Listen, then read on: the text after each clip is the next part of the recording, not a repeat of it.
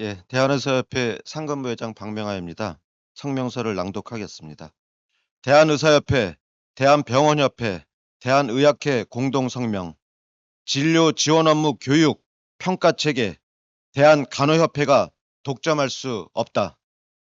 의사의 지도, 위임과 의료기관 책임에 기반한 협력적 관리 체계가 필요하다.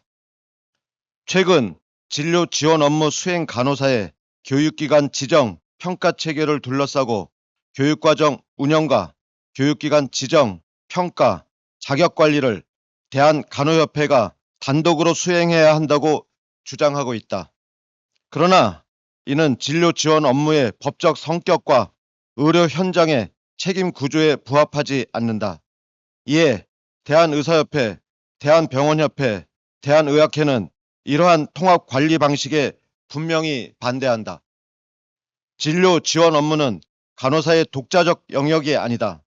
현행 법 체계상 이는 환자의 진료 및 치료에 관한 의사의 전문적 판단 이후 의사의 지도와 위임에 근거하여 수행되는 업무이다. 교육기관으로 대한의사협회, 대한병원협회 등 관련 단체와 300병상 이상의 병원까지 포함될 예정임에도 불구하고 대한간호협회가 독점적으로 이들 기관 모두를 평가하겠다는 것은 상식을 벗어난 요구이다. 교육과 평가는 상호 연계되어야 하지만 그 연계가 독점을 의미하지는 않는다. 대한간호협회가 교육 프로그램 개발 운영과 더불어 독점적으로 평가를 수행할 경우 객관성과 공정성, 현장 수용성을 담보하기 어렵다. 평가의 독립성과 이해상충 방지, 외부 검증 절차는 반드시 보장되어야 한다. 또한 진료 지원 업무는 의료기관 유형, 진료 과목, 환자군, 장비, 인력, 여건에 따라 요구되는 역할과 교육 내용이 다르다.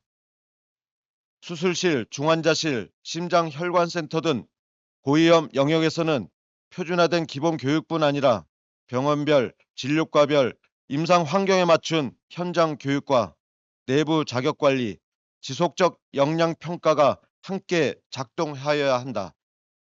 해외 사례 역시 대한간호협회가 교육, 평가, 자격관리를 독자적으로 맡아야 한다는 주장을 뒷받침하지 않는다.